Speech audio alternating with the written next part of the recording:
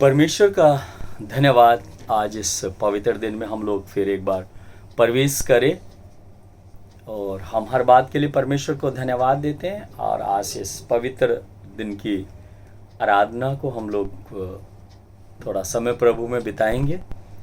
और एक जैसा कि हर बार हम एक गीत के द्वारा से प्रभु की आराधना शुरू करते हैं।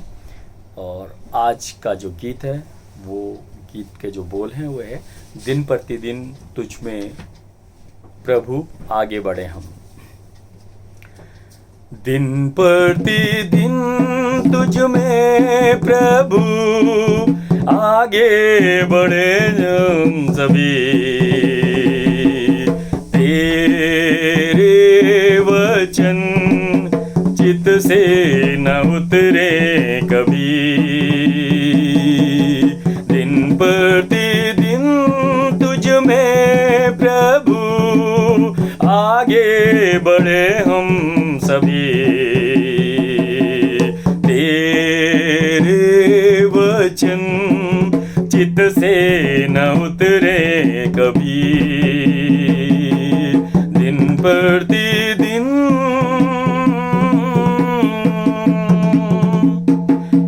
जाऊं मैं जहाँ कहीं, तू ही मेरा साथी हो। जाऊं मैं जहाँ कहीं, तू ही मेरा साथी हो। महिमा तेरी करने की उमंग अब जगी। दिन प्रतिदिन तुझ में प्रभु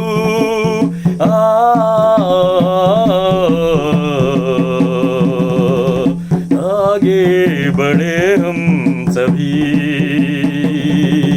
सुन के आज तेरी पुकार, पापों को करे स्वीकार।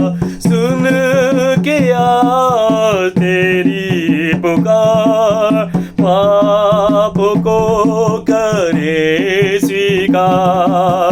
मन फिराए वक्त है मिला जो अभी। दिन प्रतिदिन तुझ में प्रभु आगे बढ़े हम सभी, तेरे वचन चित से न उतरे कभी।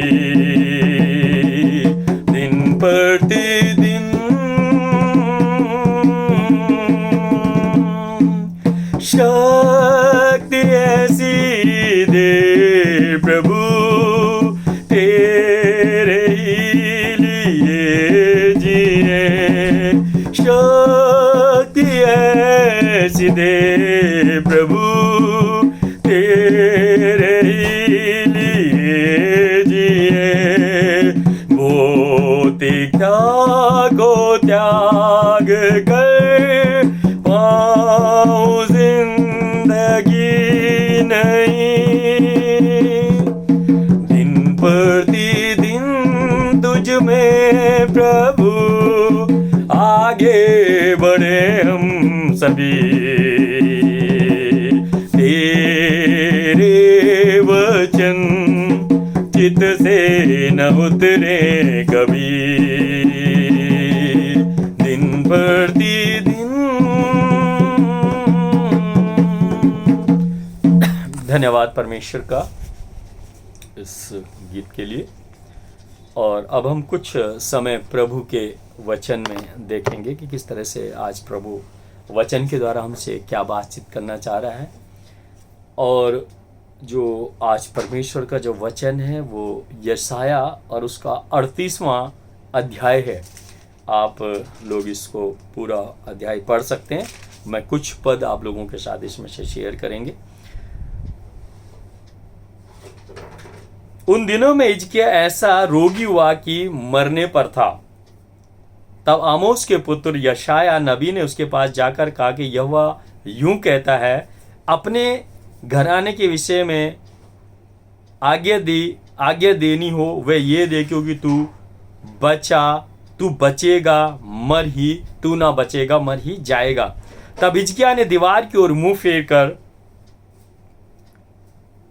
यहोवा से प्रार्थना करके कहा कि हे यहोवा, मैं विनती करता हूं, स्मरण कर कि मैं सच्चाई और खरे मन से अपने को तेरे सम्मुख जानकर चलता आया हूं, और जो तेरी दृष्टि में उचित था वही करता आया हूं। और हिजकिय्याह बिलक कर रोने लगा। तब यहोवा के वचन यशायाह के पास पहुंचा कि जाकर हिजकिय्याह से कह कि तेरे मूल पुरुष दाऊद का परमेश्वर यहोवा यूं कहता है कि मैंने तेरी प्रार्थना सुनी और तेरे आंसू देखे हैं। सुन, मैं तेरी आयु 15 वर्ष और बढ़ा दूंगा। फिर 21वें पद में लिखा, यशायाह ने कहा था कि अंजीरों की एक टिकिया बनाकर हिजकिय्याह के फोड़े पर बांधी जाए, तब वे बचेगा। हिजकिय्याह ने पूछा था, इसका क्या चिन्ह है कि मैं यहोवा के भवन को फिर जाने पाऊंगा। मेरे अजीजों, परमेश्वर का जो वचन है वो यशायाह भविष्यद्वक्ता के द्वारा और हिजकिय्याह के संबंध में, उसके बीमारी के संबंध में है। और मेरे अजीज, जैसे कि हम पिछले रविवार को हम प्रार्थना के विषय में बात कर रहे थे कि प्रार्थना परमेश्वर से बातचीत करने का एक जरिया है, परमेश्वर के सामने अपनी रिक्वेस्ट रखने का एक जरिया है।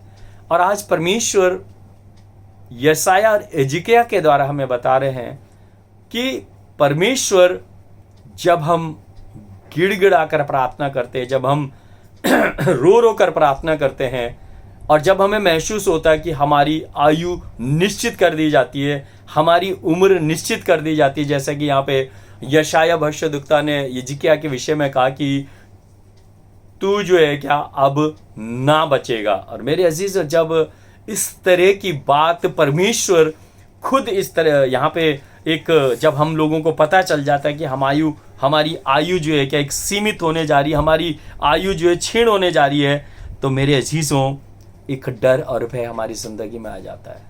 जो माहौल है उसको देखते हुए जब हम न्यूज़ सुनते हैं, जब हम चारों ओर देखते हैं कि क्या कहते हैं, इस तरह का समाचार आ रहे हैं कि मृत्यु जो है क्या बिल्कुल करीब दिखाई देती है, बहुत से लोग जो है कि संसार छोड़ के जा रहे हैं बीमारियों के कारण, जो भी इस समय माहौल बना हुआ है। और लेकिन मेरे अजीजों, उसका हल प्रार्थना है। और हिजकिय्याह ने भी प्रार्थना करी, अपने अच्छे कार्य परमेश्वर को स्मरण दिलाए, और वो परमेश्वर से विनती कर रहा, बिलक कर रो रहा है, और परमेश्वर से कह रहा है कि स्मरण कर कि मैं सच्चाई और खरे मन से अपने को तेरे सम्मुख जानकर चलता आया हूं। मेरे अजीजों, हिजकिय्याह परमेश्वर के आगे अपने उस जीवन का वृत्तांत बता रहा है कि परमेश्वर, मैं तो तेरे सम्मुख जानकर चलता आया हूं सच्चाई से, और तेरी दृष्टि में उचित था वही करता आया हूं। और हिजकिय्याह बिलक कर रोने लगा। मेरे अजीजों, जब यशायाह बिलक कर रोने लगा तो परमेश्वर ने उसकी प्रार्थना को सुना। यदि हमारी जिंदगियों के अंदर डर है, भय है, और हमें अपनी मृत्यु सामने दिखाई देती है, मृत्यु होनी है, लेकिन हम सिर्फ उसको कुछ समय के लिए टाल सकते हैं, हम कुछ वर्षों के लिए उसे टाल सकते हैं। यहाँ पे यशायाह ने भी वही किया, वही उसकी प्रार्थना जब हिजकिय्याह के पास गया तो हिजकिय्याह ने भी वही कार्य करा, और परमेश्वर ने उसको कहा कि मैंने तेरी प्रार्थना सुनी और तेरे आंसू देखे हैं। परमेश्वर ने हिजकिय्याह की प्रार्थना सुनी, और सुन, मैं तेरी आयु 15 वर्ष और बढ़ा दूंगा। मेरे अजीजों, प्रार्थना के द्वारा परमेश्वर ने ये नहीं कहा कि मैं तुझे अमर कर दूंगा, मैं तू मृत्यु को प्राप्त नहीं करेगा।